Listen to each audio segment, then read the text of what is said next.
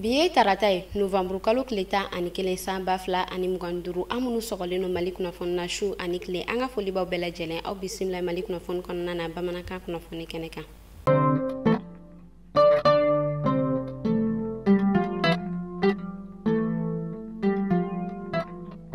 Kunnafoni daminɛna an ka ministre des affaires étrangères et de la coopération internationale Abdoulaye Diop ale bɔla ka nɛgɛjuru sira dɔ tin kunu tɛnɛdon novembre kalo tile 10 san 2025 kɔnɔna na ni Baroness Diapmane ni ale ministre d'état au développement en charge des questions africaines du Royaume-Uni de Grande-Bretagne et d'Irlande du Nord ye a yirala k'a fɔ u ka entretien kɔnɔna na fɛn min ye Abdoulaye Diop ye a kɔni bɔla ka hakililajigi kɛ ka ɲɛsin an ka jamana bɛ gɛlɛya minnu kɔnɔna na i n'a fɔ fɛn min yɛrɛ kɔni tajiko gɛlɛya fɔ ka taa se lakanabaliya ma ani fɛn min yɛrɛ kɔni an ka gouvernement ma olu b'a la ka wuli ka jɔ min sigi sen kan walasa jamana kɔnɔdenw olu n'u bololafɛnw bɛ se ka kisi o hukumu de kɔnɔna na fɛn min ye Baroness Diapmane ye a yɛrɛ kɔni bɔla ka a ka solidarité yira ka ɲɛsin an ka jamana ma o tɛmɛnen a bɔla ka foli bila kɛ ka ɲɛsin an ka gouvernement ma ka sanga n'u bɛ ka wuli ka jɔ min kɛ an bɛ gɛlɛya min kɔnɔna na i n'a fɔ sisan nɔ.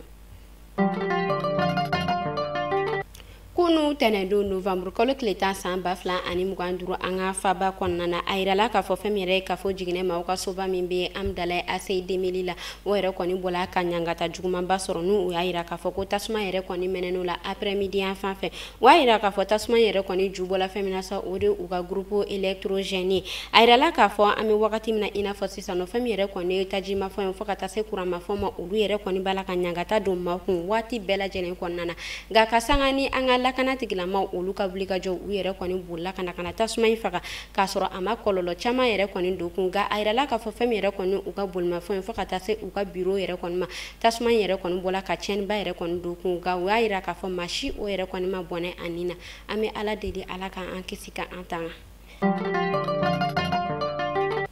Kasangani kalango ale kunnafoni kɔnɔna ye kunu tɛnɛdon novembre kalo tile 10 san 2025 fɛn min yɛrɛ kɔni école o daminɛna an ka jamana fan 14 bɛɛ lajɛlen kɔnɔna na o hukumu de la an bɛ taa sankaw olu fɛ yen nɔ ani vacances a yirala k'a fɔ kunu tɛnɛ kelen na fɛn min yɛrɛ kɔni san ale yɛrɛ kapu ɲɛmaa ye ale bɔla ka wuli ka jɔ sigi sen kan ani a ka jɛkulu ka u kun da u ka établissement caman kan ka taa baaraw yɛrɛ kɔni kɛcogoya lajɛ a y'a yira k'a fɔ kalan o yɛrɛ kɔni daminɛna san marabolo fan 14 bɛɛ lajɛlen kɔnɔna na o tɛmɛnen a y'a yira k'a fɔ ko u yɛrɛ kɔni kɛlen don ka disposition ta min yɛrɛ kɔni bɛ tali kɛ taji ko o yɛrɛ kɔni di kalan mɛtiriw bɛɛ lajɛlen ma walasa kalan ale bɛ se ka continuer san marabolo kɔnɔna na o tɛmɛnen an bɛ taa bakansikaw olu fɛ yen nɔ kunu tɛnɛ kelen na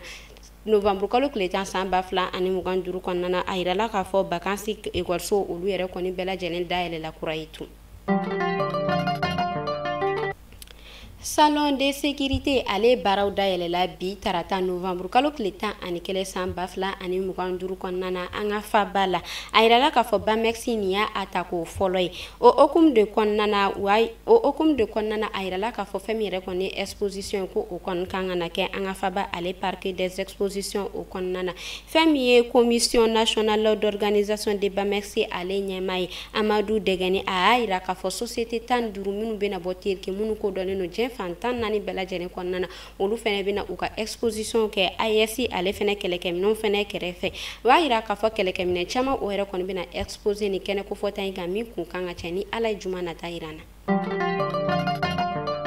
An bɛ taa kulukorokaw olu fɛ yen nɔ a yirala k'a fɔ maa minnu bɛ kulukoro ni ala lajarabi olu maa minnu sɔrɔ kɛrɛnkɛrɛnnenya la denbaya minnu bɛ yen nɔ ni baloko ka gɛlɛn kosɛbɛ olu denbaya la a yirala k'a fɔ olu bɔla ka dɛmɛba sɔrɔ dɛmɛ min ni o yɛrɛ kɔni bɔla opérateur économique Amidou Konate ale yɔrɔ DTT a yirala k'a fɔ ale bɔla ka dɛmɛ don ka ɲɛsin nin ma kofɔta ninnu ma min yɛrɛ kɔni bɛ tali kɛ malo la fɔ ka taa se tulu ma ani a ɲɔgɔnna caman maa minnu ni olu yɛrɛ kɔni bɔla ka dɛmɛ sɔrɔ u bɔla ka foli bila kɛ ka ɲɛsin dɛmɛ dibaga ale ma. Kɛlɛkɛcɛ ye olu b'a la ka u seko n'u dɔnko yira walasa basigi o bɛ se ka na an ka jamana kɔnɔna na o hukumu de la an bɛ taa Sikaso kɛnɛdugu kɛrɛnkɛrɛnnenya la Sikaso ale marabolo min bɛ yen nɔ ni a bɛ wele ko Kilela a yirala k'a fɔ tɛnɛn tɛmɛnen novembre kalo tile 3 san 2025 kɔnɔna na fɛn min yɛrɛ kɔni ye Kilela ale donso ɲɛmaa dɔ ye ni a bɛ farafin furabɔ fɛnɛ kɛ a yirala k'a fɔ binkani wale tigilamaa dɔw yɛrɛ kɔni bɔla ka ale bɔnɛ ani na o su kelen yɛrɛ fɛnɛ kɔni kɔnɔna na fɛn min yɛrɛ ye jagaleya bɛnkale a yirala k'a fɔ ale fɛnɛ minɛna binkani wale tigilamaw fɛ fɛn min yɛrɛ kɔni kilela autorité ma u b'a la ka wele ko o bila an ka ɲɛmaw ma walasa fɛn min yɛrɛ kɛlɛkɛcɛw ye olu bɛ se ka caya u ka marabolo kɔnɔna na ka dɔ bɔ binganni wale la. Ameta Yorosokaw olu feno ayirala ka fɔ fɛn min yɛrɛ transport an kɔmɛ o sɔngɔ gɛlɛyalen don kosɛbɛ Yoroso ale marabolo kɔnɔna na wa yira k'a fɔ ka taga ni ka segin kɛ ka bɔ Yoroso ka taa Bamakɔ ko o yɛrɛ kɔni sɔngɔ bɔla 1600 la ka taa a yɛrɛ sɔrɔ 1800 la fɛn min ye Yoroso ni Kucala ko o fɛnɛ bɔla 500 la ka na a yɛrɛ sɔrɔ 600 la Yoroso ani Sikaso u b'a yira k'a fɔ ko o fɛnɛ bɔla 1000 na ka na a yɛrɛ sɔrɔ 1200 la fɛn min yɛrɛ kɔni transporteur u b'a yira k'a fɔ ko ni transport gɛlɛya ko u yɛrɛ kɔni ma kun bɔ foyi la ka sanga ni tajiko ale gɛlɛya ye. An bɛ taa an ka jamana ale kɔrɔyan fan fɛ Gawokaw olu fɛ yen nɔ a yirala k'a fɔ Gawo ale yɛrɛ kɔni bɛ tile 4 ɲɔgɔn kɔ bɔ sa a t'a la ka courant sɔrɔ fɔ ka taa se ji ma wa yira k'a fɔ ka sanga ni u ka centrale électrique ale yɛrɛ kɔni tajiko dɛsɛ ni u t'a la ka gasoil sɔrɔ ko o de kɛla sababu ye k'a to u yɛrɛ kɔni t'a la ka ji ni courant sɔrɔ min yɛrɛ kɔni juguyala kosɛbɛ SOMAGEP maaw yɛrɛ kɔni ma ni a kɛla sababu ye k'a to u yɛrɛ kɔni dola jiko gɛlɛya fɛnɛ kɔnɔna na o hukumu de la fɛn min yɛrɛ kɔni Gawo marabolo maaw ye u kɔni b'a la ka wele bila autorité ma walasa u bɛ se ka fɛɛrɛ joona sɔrɔ. Kunnafoni kuncɛla an bɛ taa Kidale a yirala k'a fɔ fɛn min yɛrɛ kɔni Kidale ale gouverneur général Gamo ale bɔla ka a kunda u ka marabolo dɔ kan min bɛ tali kɛ Konibalani ale bɛ cercle de Takalote ale fɛ a yɛrɛ kɔni bɔla ka taa a ɲɛ da nin yɔrɔ kofɔta in ka Ala lajarabi maa minnu sɔrɔ ka taa u lajɛ ka dɛmɛdon kɛ ka ɲɛsin nin ma kofɔta ninnu ma ka hakilina falenw yɛrɛ kɔni kɛ ani ka hakilina sigi ko o da nin marabolo kofɔta ninnu kan a y'a yira k'a fɔ u yɛrɛ kɔni b'a la ka wulikajɔ sigi sen kan halisa walasa fɛn min yɛrɛ kɔni lakana ale ni basike o bɛ se ka na u ka marabolo kɔnɔna na. Ni ne kun bɛ dansigi kɛ bi kunnafoni na an ka foli b'a lamɛnbaga jɛkulu bɛɛ lajɛlen Mali kɔnɔ fɔ Mali kɔ kan aw k'an bɛɛ sini ni Ala man ka jɔnya jɔnya na.